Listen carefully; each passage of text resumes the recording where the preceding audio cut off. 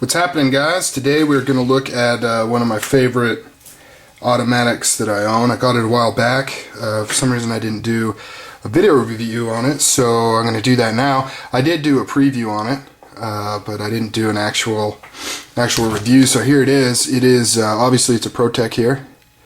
Protech knives, USA, made in the USA. These still come with sheaths. This one's got a rather large one. It's a rather large knife. Just got the belt loop back here. Got the buckle right there. And here we've got whoosh, the knife itself. This is the Protech Brend 1. It's modeled after Walter Brend's fixed blade knife. It's a massive blade. Let me go over I'll go over the specs here real quick. This blade steel is 154 cm. We've got T6 aluminum handle.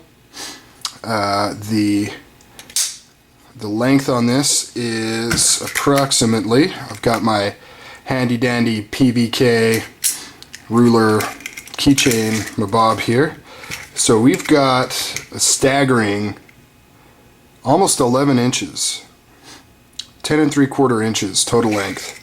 Blade length is almost 5, just under 5 inches. So it's a massive blade. As you can see here, it obviously, like I mentioned before, it's automatic.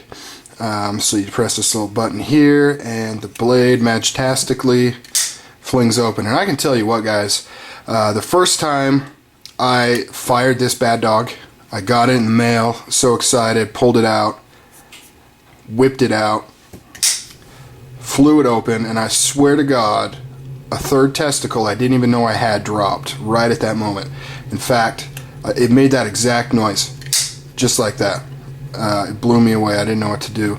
So now I've got 3 of them. Kind of weird, but I'll live with it. Back to the knife. Wow, look at that. Just absolutely gorgeous. Just really love this. It's got a satin finish blade, and you can see the modified dagger blade there that Walter Brend is so famous for. Of course, it's only sharp on that edge. This is a false edge, I guess you would say. You know, it's basically a swedge, except it's right down the middle like a dagger, but it's curved up kind of like a drop point blade. So it's kind of an interesting blade shape that he's come up with here. Razor sharp right out of the box. You've got black anodized T6 aluminum, like I mentioned before. It's a right-handed tip-up only carry. You've got Protech right there with the Brend logo on there. This particular model came with this stippling, I guess you would say, on here. I believe they call this the tactical handled version with the satin blade.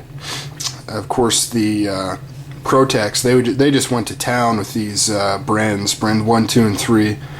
Brend 1 is the largest, 2 is the smallest, 3 is size medium.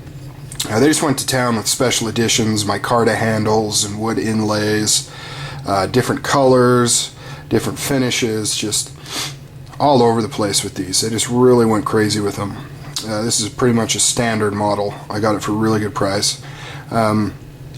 Let's talk about some of the things I like about it, other than the overall appearance. It's got the classic Protech flawless fit and finish. Everything fits together completely tight, completely smooth. There's no gaps. Blade is 100% centered. I mean, look at that. It's perfectly centered. It fires like a beast. It's got, the Protechs are known for having oversized stop pins. So it's got that. I really like that because that's a huge point of impact right there when that blade comes and flies back and hits that. And of course, this is a coil-fired automatic. So what's interesting about these, as opposed to, if you guys have been watching my channel, I've been kind of getting into Italian stilettos, you know, basically old school automatics, and they use leaf springs, which start down here and kind of bend up here, hit the blade, and that's what provides the tension, this leaf spring. And then when you press the button, it actually pulls the stop out of the blade and lets it go free.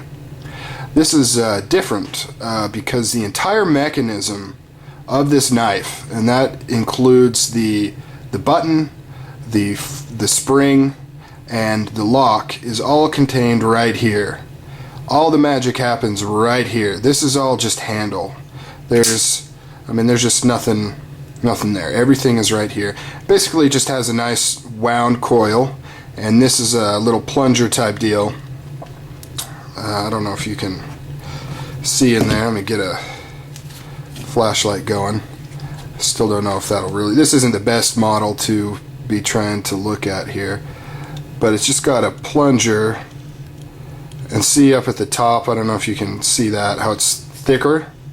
So that part is what slides into the groove of the blade. So this is rounded right here, and there's a little groove cut out of it, and the fat part slides right inside of there. But when you press the button, it's skinnier in the middle, so when you press the button, it allows that little stop, which is up here, to move past it. And the same exact thing happens on this end. So it's actually a pretty simple concept. Press the button, lets it go free. Press the button, you can move it back. Anyways, back to the knife here. Fits really good in the hand. Obviously, you're not going to get a ton of grip. This is very smooth, but it does have a little bit of, I guess you'd call that a choil. It does allow you to kind of really get wrapped around there. And this is, this is a tactical blade through and through. This is a save your life kind of heavy duty, fight for your life kind of awesome blade. There's no blade play at all. Locks up completely tight right from the box. Another thing that's really nice about this, not only aesthetically but just practically, everything's flush. This pin back here is completely flush, as is over here. They don't have the cheap little bubble bubble pivot screws to mess you up. The button's flush, and yet they've provided this recess around it, which makes it not hard to press at all. It's not hard to press, and yet if you put it on a flat surface, it'll never go off. I mean, you've got to actually indent into there to make it fire. So that's that. This is the Brend 1, which is the large model. Almost 11 inches of awesomeness. Really love this knife. It's probably one of my favorite knives I own, let alone, favorite automatic. It's just really cool. They're kind of pricey.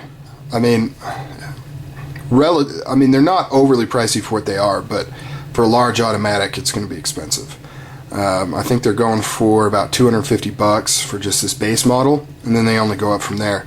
Of course, the two smaller versions, the 2 and 3, get cheaper. I think the 3 has almost a 4-inch blade, and I want to say the 2 has a little over a 3-inch blade, so it gets pretty small with the 2. But I wouldn't mind picking up maybe a 3 with some sort of special handle configuration or something different. I don't know, or maybe just another black one. I don't know. Just really dig this knife. See ya.